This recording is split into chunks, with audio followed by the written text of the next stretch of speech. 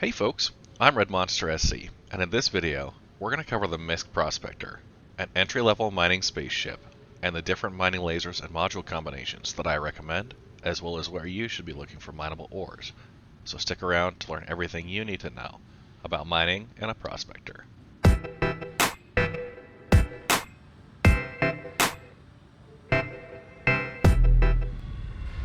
I've broken the video timeline up into chapters, so check the description for specific timestamps or hover over the progress bar to skip ahead. So let's get started. The MISC Prospector is a solo mining ship that is a perfect daily driver for mining in Star Citizen, boasting a size 1 laser head, 32 SCU of cargo space, and a length of 24 meters. The vehicle interior is nicely outfitted for a solo mining operation with a bed and a modest washroom, and the default loadout includes an arbor mining laser and 2 size 1 distortion repeaters for non-lethal defense. The Prospector can be purchased at New Deal in Lorville for 2,061,000 UEC, or rented on a per-day basis for about 40,000 UEC. You can also get it on the Pledge Store for $155 US. Don't forget to use my referral code in the description below if you're creating a new account. I have 2 recommended mining loadouts for the Prospector, one for general purpose mining and one for Quantanium mining. I'll be reviewing each of the available mining modules and laser heads in a later video, so go check that out if you're looking to come up with your own unique loadout. For general purpose solo mining, I recommend the Helix mining laser for its superior power output. Pair this with a set of 3 Rieger C3 passive modules for a larger optimal charge window, or you can swap one of the Rieger C3 passive modules for the Brandt active module, which has 5 charges and provides a temporary reduction to instability for those rocks that prove too unstable to keep the charge levels within the optimal window. For Quantanium mining, I recommend the Lancet mining laser for its significant reduction in instability.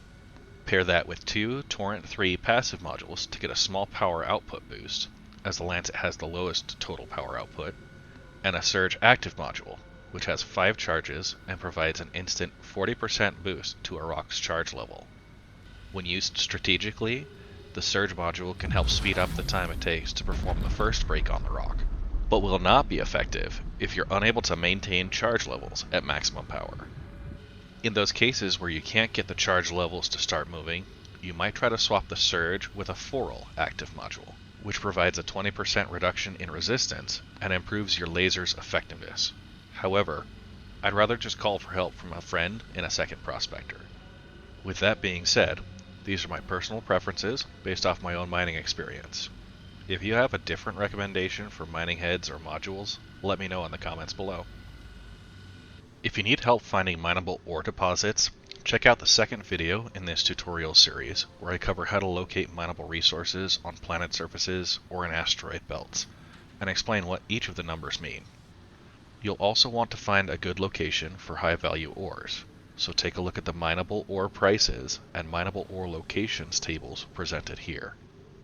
If you want even more detailed information, consider joining my Discord server using the link below, or joining a mining organization on the RSI website, like the United Earth Mining Corporation, whose dedicated leadership team is always updating their mining intelligence archives with amazing levels of detail.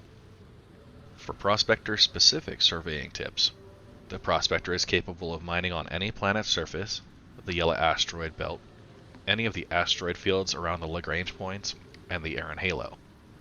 The single mining laser is capable of fracturing rocks as high as about 5,700 mass with the right modules and a little luck. If you encounter a rock that's too large for you to break on your own, it's often easier just to move on and find another rock that's within your capabilities. You can also get help from another miner in either a Prospector or a mole to get past the first break, and the resulting fragments should be easy to manage solo. This is one of the many reasons why mining in a group can be beneficial. To decide whether a rock is going to have enough material to mine, this table shows what percentage concentrations you'd need of a specific material in order to completely fill a Prospector based on the rock's mass. A lot of times, all you need is one good rock to fill the Prospector and have a highly profitable trip. I try to find rocks with at least a 25% concentration of my desired materials. This is generally enough to fill a Prospector in a single rock, although that number varies based on the rock's mass and whether it has a good break or a bad break. If you find multiple rocks in the mid 10 to 20% range, then it could be worth taking the extra time to process multiple rocks. And with some good breaks, you should be able to fill your prospector with a majority of your desired materials.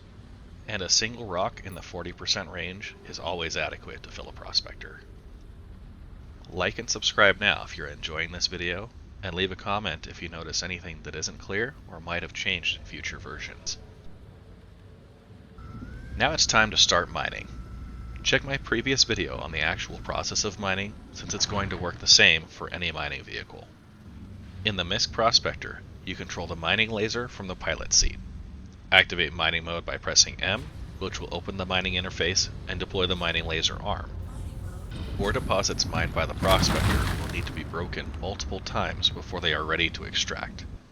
Fragments that have a yellow outline need to be fractured again before they can be extracted, and fragments with a purple outline are ready to be extracted.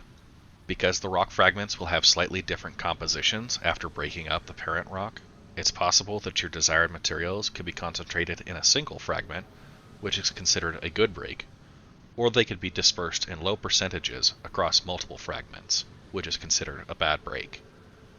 Only break the fragments that contain your desired materials, and don't feel bad about skipping an extractable fragment if it has a lot of inert materials or a low percentage. It's also possible to strategically overcharge rocks that don't have any desirable materials in them, causing them to explode and clearing them out of the mining area. Be sure to communicate with the rest of the crew when you're doing so, and give yourself a wide berth when the rock actually does explode to avoid damaging your ship. These overcharge explosions will scatter nearby fragments, so don't overcharge the rocks too aggressively. Once you've gathered up all the fragments you want, you can keep mining, or head back to the refinery if your cargo hold is full. If you're mining Quantanium, which is a volatile material, you'll have a limited amount of time to get the materials into the refinery. This timer starts when you collect your first bit of Quantanium, and continues to count down, regardless of whether any new material is added. For this reason, it's best to break down all the rocks you want to extract Quantanium from first, before beginning the extraction process. A prospector generally needs at least one rock with 25% Quantanium or better to fill up, but you may need multiple rocks in the 10 to 20% range, as long as they are relatively close together. Don't make the mistake of mining and extracting one partial load of Quantanium, and then attempting to mine more. You'll quickly run the timer out on the volatile materials and end up destroying your ship. When it comes to Quantanium, it's a high-risk, high-reward activity with its own unique set of challenges. Fortunately, I've dedicated a full episode of this series just for Quantanium mining, so you should stick around to watch that. Now that you're back at the refinery with your prospector full of raw ore, head to the refinement processing deck and choose how you want to handle it. You can either sell the raw ore as is, or refine the materials to be sold later. Refined materials sell for almost twice as much as the raw materials, but will also require you to transport and sell the materials at one of the main cities after the refining process has been completed. Despite the added complexity, I recommend refining everything.